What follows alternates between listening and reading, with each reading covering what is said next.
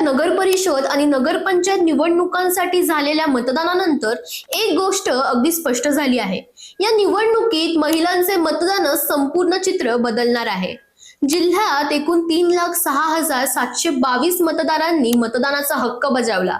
यात 1,55,835 पुरुष आणि 1,50,876 महिला मतदारांनी मतदान केलं।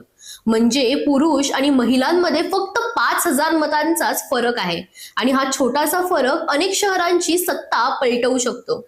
यंदा विशेष म्हणजे इंदापूर, जेजुरी, भोर आणि लोणावळा या 4 नगर परिषदांमध्ये महिला मतदार पुरुषांपेक्षा जास्त आहेत।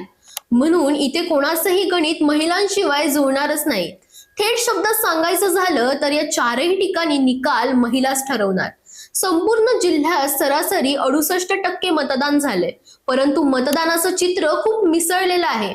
तळेगाव दाभाडे नगर परिषदेत सर्वाधिक 64,679 मतदार असले तरी फक्त 49% मतदान झालं। इथे 15,291 महिला आणि 16,555 पुरुषांनी मतदान केलं।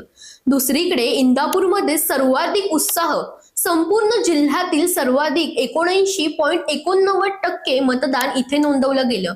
एकूण मतदार 24,829, त्यापैकी 19,837 लोक मतदानाला गेले आणि मजेशीर म्हणजे येथे महिलांचं मतदान पुरुषांपेक्षा जास्त आहे। या मतदारसंघांमध्ये महिला आघाडीवर आहेत। तिथे प्रचाराची दिशा, उमेदवारांची भाषा आणि प्राधान्यक्रम सगळं काही महिला मतदारांवर अवलंबून राहणार आहे। ग्राउंडवर एक गोष्ट स्पष्ट झाली, या निवडणुकीत लाडक्या बहिणी गेम चेंजर ठरणार। तुमच्या मते महिला मतदारांचा वाढलेला प्रभाव या निवडणुकीचं अंतिम चित्र किती बदलवून टाकेल? तुम्हाला काय वाटतं कमेंटमध्ये नक्की सांगा आणि इंडिया लीडरला फॉलो करायला विसरू नका।